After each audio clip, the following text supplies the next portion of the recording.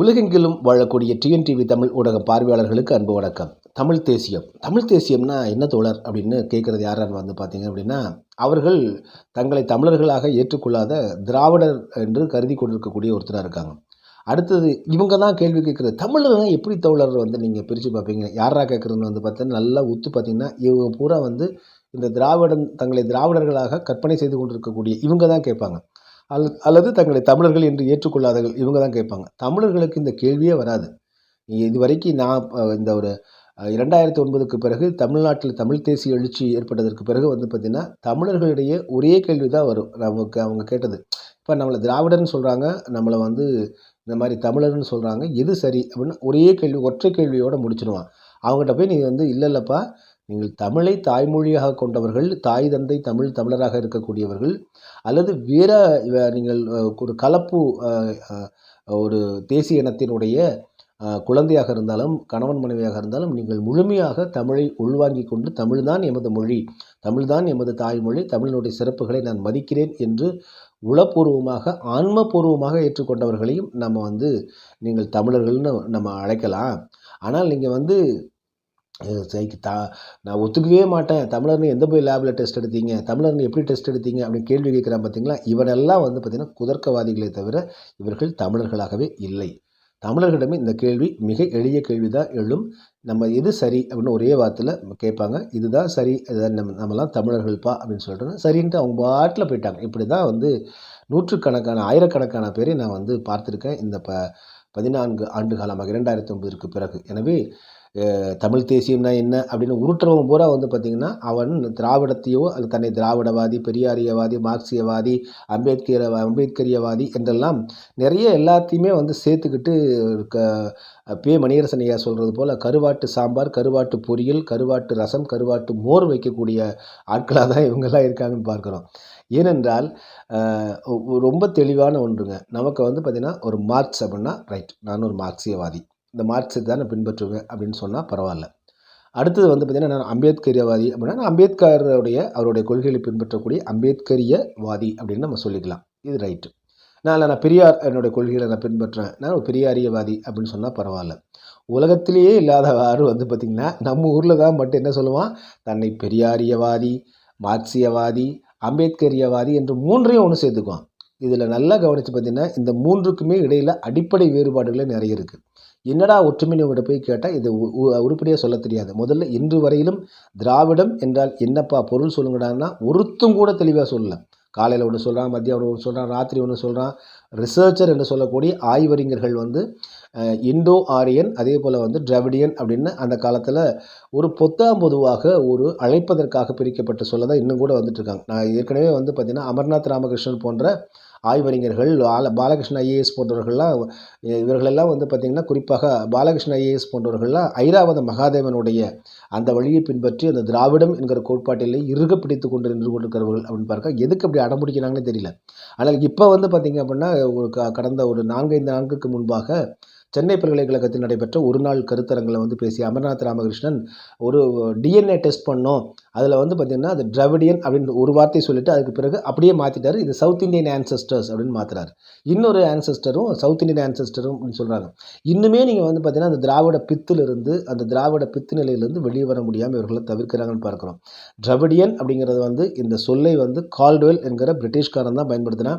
ஆரியன் என்கிற சொல்லையும் அந்த பிரிட்டிஷ்காரர், குறிப்பாக ஜெர்மானியர்கள், ஐரோப்பியர்கள் தான் இந்த முழுக்க 200 ஆண்டு காலம் இங்கே ஆட்சியாண்ட ஐரோப்பியர்கள் வந்து அவர் உருவாக்குனது தான் ஹிந்து என்கிற மதமும், அதே போல் ஆரியன், அதே போல் டிராவிடியன் என்கிற இந்த வேறுபாடுகள் எல்லாம் உருவாக்கியவர் யாருன்னா வந்து பார்த்திங்கன்னா முழுக்க இந்த ஐரோப்பியர்கள். கால்டுவெல் அப்படிங்கிறது தான் டிராவிடியன் அப்படிங்கிற சொல்லை வந்து நான் சமஸ்கிருதத்திலிருந்து எடுத்து கையாண்டேன் அப்படிங்கிறது தென்னிந்தியாவை குறிப்பதற்கான சொல்லாக அவர் பயன்படுத்துகிறாரு. அதை அவருடைய டிராவிடியன் அப்படிங்கிறது ஐரோப்பியர்கள் சொல்வதைத்தான் இவர்கள் முழுக்க இந்த திராவிடவாதிகள் பின்பற்றி கொண்டிருக்கிறார்கள். நீங்கள் நல்லா கவனித்து பார்த்தீங்கன்னா காஞ்சி சங்கராச்சாரியார் பெரியவர் சொல்கிறாரு, நல்ல வேளை இந்த பிரிட்டிஷ்காரன் ஐரோப்பாக்காரன் தான் வந்து இருந்தான்ப்பா, அவன் தான் நமக்கு ஹிந்துன்னு பேர் வச்சான், இல்லைன்னா நம்மளாம் காணாமல் போயிருப்போம் அப்படின்னு வெளிப்படையாக சொல்லியிருக்கார். அவர் ஸ்மார்த்த பிராமணர், அவருக்கும் சைவத்துக்கு வைணவத்துக்கு சம்மந்தமே கிடையாது. அவர்கள் வந்து பார்த்திங்கன்னா முழுக்க வேதங்களை அடிப்படையாக கொண்டவர்கள். இன்னும் கூட வேத பாடசாலை நடத்தி கொண்டு வேதம் மந்திரம் 2 தான் அவர்களுடைய சொத்து அப்படின்னு இருக்கக்கூடியவங்க. இது ஒரு பக்கம். அவங்க என்ன பண்ணுறாங்க, பிரிட்டிஷ்காரனை ஐரோப்பியர்களை வந்து புகழ்கிறாங்க. இப்படி ஒரு ஹிந்து என்பது என்னை உருவாக்கி கொடுத்து எனக்கு வந்து வாழ வச்சிட்டான்டா, சோறு போட்டுட்டான்டா ஐரோப்பியர் அப்படிங்கிற மாதிரி அவங்க நினைக்கிறாங்க. இப்போ இதே தான் நீங்கள் வந்து பார்த்தீங்கன்னா இந்த திராவிடர்கள் என்று சொல்லக்கூடிய இந்த பெரியாரியவாதிகளாக தங்களை காண்பித்துக் கொள்ளக்கூடியவர்கள் இந்த இந்த இதில் வரக்கூடிய வந்து பார்த்தீங்கன்னா கால்டுவெல் என்கிற ஐரோப்பியர் இது உருவாக்கி இந்த திராவிடம் அப்பா நல்ல வேலைடா நமக்கு திராவிடம் ஒன்று கொடுத்தான், நல்ல வேலை நமக்கு சோறு கிடச்சிருச்சுடா அப்படிங்கிறது போல் இவர்கள் வந்து பார்த்திங்கன்னா திராவிடம் என்கிற இந்த கோட்பாட்டை வந்து பின்பற்றுறாங்க. இந்த ஆரிய திராவிடம் இந்த 2 கோட்பாடுகளுமே ஐரோப்பியர்கள் உருவாக்கியது. மேக்ஸ் முல்லர், அதே போல் வில்லியம் ஜோன்ஸ், கால்டுவெல், இந்த 3 பேர் தான் நீங்கள் வந்து சுற்றி சுற்றி பார்த்தீங்கன்னா இந்த 3 பேர் செய்த இந்த பித்தலாட்ட வேலையும். அதில் வந்து கால்டுவெல் வந்து பார்த்திங்கன்னா உண்மையிலேயே அவருடைய ஆய்வு கருத்துகள் பாராட்டுதலுக்குரியது. இந்த மேக்ஸ் முல்லர், வில்லியம் ஜோன்ஸ் மாதிரி முழுக்க முழுக்க அவர் பிராமணர்களுக்கு ஆதரவாகவே முழுக்க முழுக்க அவர் நடந்து கொள்ளவில்லை. கால்டுவெல் கொஞ்சம் மனசாட்சியோட தமிழ் பற்றி, தமிழோட சிறப்பை பற்றி தெள்ளத்தெளிவாக எடுத்து சொல்லியிருக்காரு. அதையும் இந்த திராவிடர்கள் மறைத்து கால்டுவெல் சொன்னதை வந்து இது முழுக்க முழுக்க தமிழ் தான் திராவிடம், திராவிடம் தான் தமிழ்னு சொல்லிட்டாருன்னு போட்டு உருட்டு உருட்டு உருட்டு உருட்டு இத்தனை ஆண்டுகள் உருட்டிட்டு இருக்காங்க. இத்தனை ஆண்டுகள் இவர்கள் உருட்டுவதை வேடிக்கை பார்த்து கொண்டிருக்கிறார்கள் தமிழர்கள், தமிழ் அறிஞர்கள். அப்படின்னா அதை விட ஒரு வேதனையானது வந்து பார்த்திங்கன்னா வேறு ஒன்றும் இல்லை. ஆனால் ஒன்று நிச்சயம் என்னென்னா, அவர்களுக்கு நம்முடைய முன்னோர்கள் காலத்தில் சமூக ஊடகங்கள் இல்லை. அதனால் இந்த ஏமாற்றுக்காரர்கள் பூரா வந்து பார்த்திங்கன்னா ஆட்சி அதிகாரம், அச்சகங்கள் கையில் இருக்கும். மத்தியானம் பேசிகிட்டு இருப்போம், சாயந்தரம் ஒரு புக்கு ரிலீஸ் பண்ணி சாயந்தரம் ஒரு ஃபங்க்ஷன் வச்சு பூரா பார்த்தீங்கன்னா பேனர் ஒட்டிடுவாங்க. பெரியாரிய, மார்க்சிய, அம்பேத்கரியவாதிகள்லாம் கூப்பிட்டு வந்து எதையாவது மேடையில் வந்து பேச சொல்லி ஒரு புத்தகத்தை ரிலீஸ் பண்ணி இப்படியே இவர்கள் செஞ்சு இதை எதிர்த்து குரல் கொடுக்கக்கூடியவர்கள் யாருடைய குரல்களுமே வெளியே வராமல் அமுங்கி விட்டது. ஆனால் இந்த சமூக ஊடகங்கள் வந்ததற்கு பிறகு, யூடியூப் உள்ளிட்ட சேனல்கள் வந்ததற்கு பிறகு இவருடைய பித்தலாட்டங்கள் எல்லாம் கிழித்து தொங்கவிடப்பட்டு கொண்டிருக்கின்றன அப்படின்னு பார்க்கிறோம். அதனால்தான் இவர்களுடைய பொய்மையும், இவர்களுடைய நாடகமும், இவர்களுடைய பித்தலாட்டங்களும் வெளிவருது. எனவே ஆரிய திராவிட இந்த கோட்பாடு Caldwell, William Jones, maths Muller ஆகிய ஐரோப்பியர்கள் இவர்களுடைய உருவாக்கம்.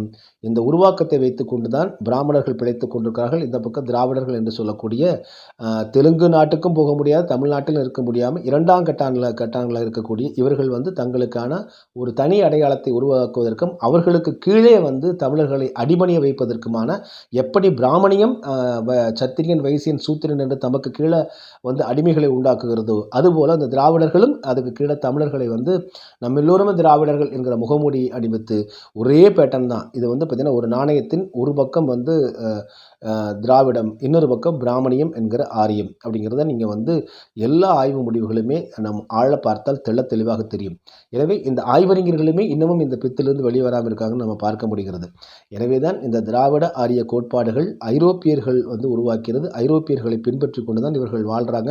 அதனால தான் இவங்க என்ன சொல்கிறாங்க, எங்கடா தமிழில் உன்னுடைய சிறப்புகள்லாம் வெளியில் தெரிஞ்சிருந்தா தான் தமிழில் என்ன இருக்குது, தமிழில் காட்டு மிராண்டி மொழி, தமிழில் பாப்பா அங்கே வந்துட்டு இருக்கிறான், அதனால் இங்கிலீஷ் பேசுங்க, பிரிட்டிஷ்காரனை பின்பற்றுங்க அப்படின்னு பெரியார் வந்து 40 ஆண்டுகளுக்கு மேலாக அந்த பரப்புரை செய்ததெல்லாம் வந்து பார்த்திங்கன்னா இந்த பிரிட்டிஷ்காரனுக்கு, ஐரோப்பியர்களுக்கு சொம்பு தூக்குவதற்கான வேலைகளை தான் பண்ணியிருக்காங்க. தமிழர்களையும் அப்படி சொம்பு தூக்க சொன்னாங்க. ஆனால் 2009 பிறகு தமிழர்கள் விழித்து கொண்டு விட்டார்கள் அப்படின்னு பார்க்குறோம் நம்ம. எனவே இந்த திராவிடம், ஆரியம் என்பது ஐரோப்பியர்கள் உருவாக்கிய செயற்கையான ஒரு கோட்பாடு. இது வந்து இயற்கை ஆனது கிடையாது. ஆனால் தமிழர்கள் என்பது இயற்கையானது. இயற்கையாகவே தமிழ் மொழி பேசக்கூடியவர்கள் தமிழர்கள். அந்த தமிழர்களுக்கான தேசியம் தமிழ் தேசியம். நும் நாடு எதுவென்று கேட்டால் தமிழ்நாடு என்று கூறல் அப்படின்னு ஆயிரக்கணக்கான ஆண்டுகளுக்கு முன்பாகவே தொல்காப்பியத்திற்கு விரிவுரை எழுதிய இளம்பூரணர் வந்து சொல்லியிருக்காங்க. அப்போ நீங்கள் வந்து பார்த்திங்கன்னா நம்ம வரலாற்று ரீதியாக கிபி 1 கணக்கில் எடுத்துக்கொண்டாலும் கூட நீங்கள் வந்து பார்த்திங்க அப்படின்னா நமக்கு சேர நாடு, சோழ நாடு, பாண்டிய நாடு, தொண்டை மண்டல நாடு, கொங்கு நாடு என்று 5 நாடுகள் இந்த தமிழ் மண்ணிலும், ஈழநாடு என்று நீங்கள் வந்து பார்த்திங்கன்னா இலங்கை மண்ணிலும் இருந்த இந்த எல்லா நாடுகளுமே, அதே போல் அதற்கு முன்பாக நீங்கள் வந்து பார்த்திங்கன்னா குமரிக்கண்டத்தில் இருந்த நாடுகள் எல்லாம் சேர்த்து பார்த்தாலும் அவை அனைத்துமே நும் நாடு எதுவென்று கேட்டால் தமிழ்நாடு என்று கூறல் அப்படின்னு ஏன் சொல்லியிருக்காங்கன்னா, எல்லாமே தமிழை தாய்மொழியாக கொண்ட மக்களும் மன்னர்களும் வாழ்ந்த ஒரு நிலப்பரப்பாக இருக்கிறதுனால தமிழ்நாடு என்கிற பொதுப்பெயர் பன்னெடுங்காலமாக இருந்துகிட்ருக்குது. எனவே இவர்களாக வந்து பார்த்திங்கன்னா இதெல்லாம் மறைத்து பித்தலாட்டம் வந்து நாங்கள் தான் தமிழ்நாட்டுக்கே பெயர் வைத்தோம்னு பொய்யை சொல்லி வாயை திறந்தால் பொய் என்றது பார்த்திங்கன்னா அது வந்து ஆரியமும் திராவிடமும் போட்டி போட்டுக்கொண்டு பொய் பேசி தமிழர்களை ஏமாற்றி இருக்கிறார்கள் அப்படின்னு பார்க்க முடியுது.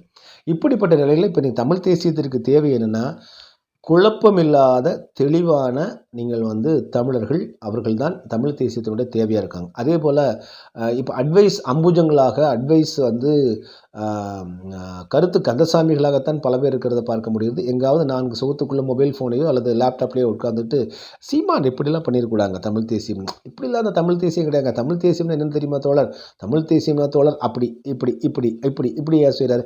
மணியரசன்லாம் இப்படிலாம் செய்யக்கூடாது தோழர். மணியரசன் செய்கிறதெல்லாம் இது உள்ள உண்மையான தமிழ் தேசியம் இல்லை தோழர். நீங்கள் போலி தமிழ் தேசியவாதிகள். இதெல்லாம் யாரா உருட்டான்னு வந்து பார்த்தா நான் ஏற்கனவே குறிப்பிட்டதை போல உண்மையான தமிழர்கள் இப்படி உருட்டுவதில்லை. அதிலும் ஏதாவது 1, 2 விதிவிலக்கு அரைவேக்காடுகள் இருந்தால் அவங்க வேணால் உருட்டுவாங்க.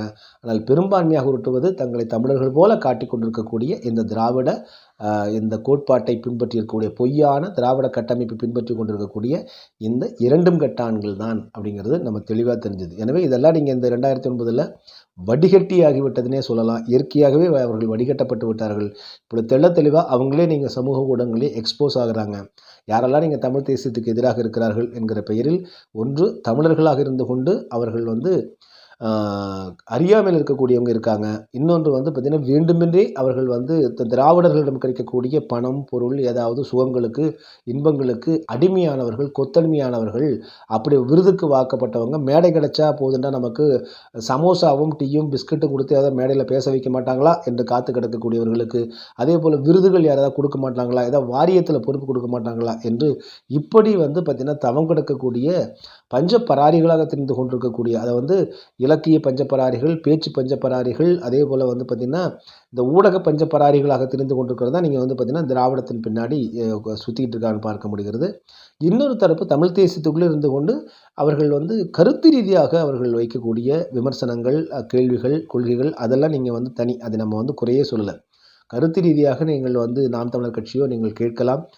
தமிழ் தேசிய இயக்கத்தை பற்றி கேள்விகள் கேட்கலாம், பதில்கள் பெறலாம் அல்லது ஆலோசனைகள் கூறலாம். அது தனி, அது வந்து மிக ஒரு ஆரோக்கியமான ஒரு அரசியலாக இருக்கும் அப்படிங்கிறத நான் பார்க்குறோம். எனவே தமிழ் தேசிய அரசியலுக்கு இப்பொழுது தேவை செயற்பாட்டாளர்கள். வெறுமனே பேசக்கூடியது ஒன்று ஊடகத்தில் இருந்தால் அந்த ஊடகத்தில் முழு உண்மையாக மன சுத்தியோடு ஆன்ம சுத்தியோடு தமிழ் தேசியத்திற்கு செயலாற்றக்கூடியவர்கள். அதே போல் வந்து பார்த்திங்கன்னா பொது வெளியில் அரசியல் மற்றும் இயக்கங்களில் இருந்தாங்கன்னா களப்பணியாற்றக்கூடிய செயல் வீரர்கள்.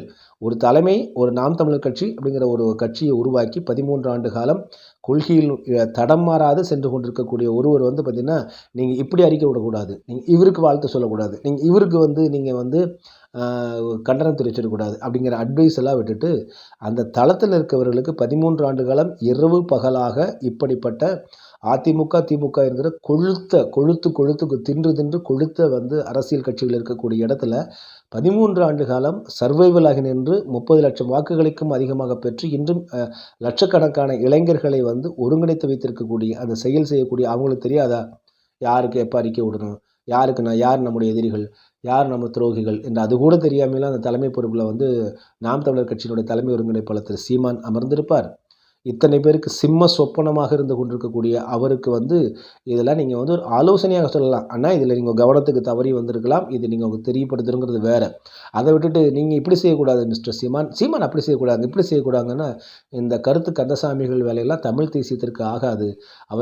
அவர்களுக்கே எந்த பலனும் இல்லை அப்படிங்கிறத நம்ம வந்து முதல்ல தமிழர்களும் தமிழ் தேசியத்தில் பயணிக்கக்கூடிய இளையோரும் மனதில் வைத்துக் கொள்ள வேண்டும். எனவே அவர்களை புறக்கணித்து விட்டு நாம் வந்து முன்னேறி செல்லலாம்.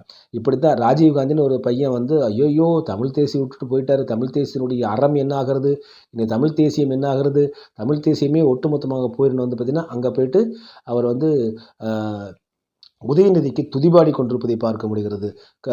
மு.க. ஸ்டாலின் அவர்களுக்கு துதிபாடி கொண்டிருப்பதை பார்க்க முடிகிறது. அவர் ஒரு பக்கா அக்மார்க், இந்த திராவிட அரசியல்வாதி. அந்த திராவிட அரசியலினுடைய சொகுசு, சுகம், பணம், பதவி, பொறுப்பு ஆகியவற்றுக்கு மயங்கக்கூடியவர் அப்படின்றது. இவரை நம்பி நீங்கள் எப்படி தமிழ் தேசியம் வந்து பின்னாடி போக முடியும், தமிழர்கள் பின்னாடி செல்ல முடியும் என்பதை ஒரு வினாடி நினச்சிக்கணும். இது ஒரு பானை சோற்றுக்கு ஒரு சோறு பதம். எனவே குறைகளை சுட்டி காட்டுவது என்பது வேறு. நான் சொல்வது போல தான் சீமான் நடக்க வேண்டும், நான் சொல்வது போல தான் பேமணியரசு நடக்க வேண்டும் அப்படிங்கிற இந்த இதெல்லாம் வந்து 4 சுகத்துக்குள்ளே உட்கார்ந்துட்டு துரும்பி கூட கிள்ளி போடாமல் ஒரு ஃபேஸ்புக்கில் ஒரு ட்விட்டரில் வந்து ஸ்டேட்டஸ் போடுறது, யூடியூப்பில் வந்து ஒரு காணொளி போடுறது அப்படிங்கிறத மட்டுமே இருக்கக்கூடியவர்கள் செய்கிறத வந்து பார்த்திங்கன்னா ஓரளவுக்கு தான் அவங்களுக்கு வந்து தமிழ் தேசிய இளையோர்களும் அவர்களெல்லாம் ஓரளவுக்கு தான் மதிப்பாங்க. அதன் பிறகு அப்படின்ட்டு போயிட்டே இருப்பாங்க அப்படிங்கிறத இது தொடர்புடையவர்கள் மனதில் கொள்ள வேண்டும். எனவே தமிழ் தேசியத்திற்கு தேவை செயற்பாட்டாளர்கள். ஒன்று பேச்சளவில் உறுதியோடு இருக்கக்கூடிய பேச்சு செயற்பாட்டாளர்களாக இருக்க வேண்டும், பேச்சாளர்களாக இருக்க வேண்டும், அல்லது உறுதியோடு இருக்கக்கூடிய செயற்பாட்டாளர்களாக இருக்க வேண்டும். எதுவுமே என்னால் முடியல அப்படின்னா உபத்திரம் கொடுக்காம, தொல்லை கொடுக்காம, உதவி செய்யாட்டியும் பரவாயில்ல, தொல்லை கொடுக்காம எல்லாவற்றையும் நாம் மூடிக்கொண்டிருந்தால் போதுமானது அப்படிங்கிறதான் இந்த நேரத்தில் நாம் இந்த தமிழ் தேசியத்துக்கு தளத்துக்குள்ள சலசலப்பை உண்டாக்கி கொண்டிருக்கிறதை பற்றி நாம் இளையோர்களுக்கு சுட்டிக்காட்ட வேண்டிய ஒன்றாக இருக்கிறது. மீண்டும் மற்றொரு காணொலியில் உங்களை சந்திக்கிறேன். அதுவரை நன்றி, அன்பு, வணக்கம். டிஎன்டிவி தமிழ் ஊடகம், தனித்துவமான தமிழ் ஊடகம். இப்போதே சப்ஸ்கிரைப் செய்யுங்கள் உங்கள் டிஎன்டிவி தமிழ் ஊடகம் யூடியூப் சேனலை.